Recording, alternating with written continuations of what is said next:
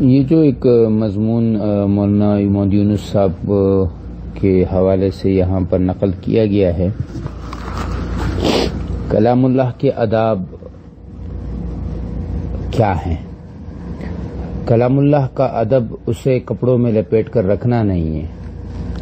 کلام اللہ کا ادب اسے ہر ہفتے نیا کپڑا پہنانے کا نہیں ہے، کلام اللہ کا ادب اس کو اونچی جگہ رکھنے کا نہیں ہے، کلام اللہ کا ادب اسے زیادہ سے زیادہ پڑھنا۔ هو الذی بعث فی الامیین رسولا منہم یتلو علیہم آیاتہ ویزکیہم ویعلمہم الکتاب والحکمہ۔ قرآن نے اپنے بارے میں خود ہی بتایا، میرے 4 آداب ہیں، مجھے پڑھو،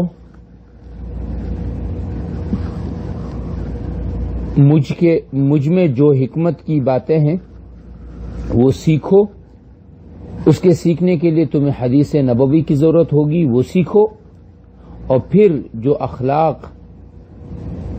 مجھ میں میرے رب نے رکھے ہیں وہ اخلاق اپنے اندر پیدا کرو۔ لہذا میں حضرت مولانا کی ان باتوں سے بہت ہی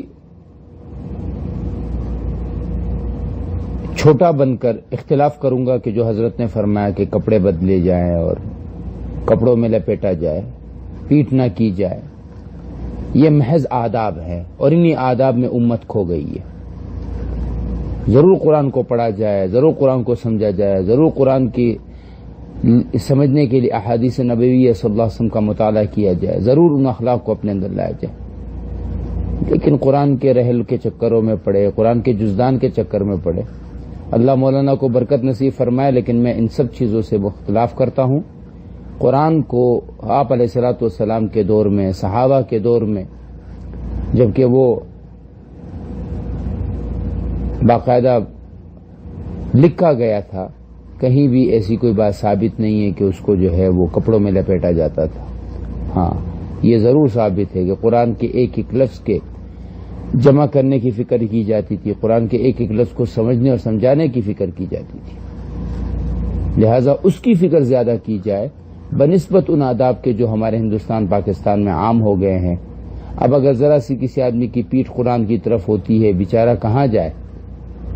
200 آدمی مسجد میں بیٹھے ہوئے ہیں، 10 آدمی نہ قرآن پڑھنا چاہتے ہیں، لیکن کیونکہ پیٹھ ہو رہی ہے تو قرآن نہیں پڑھتا۔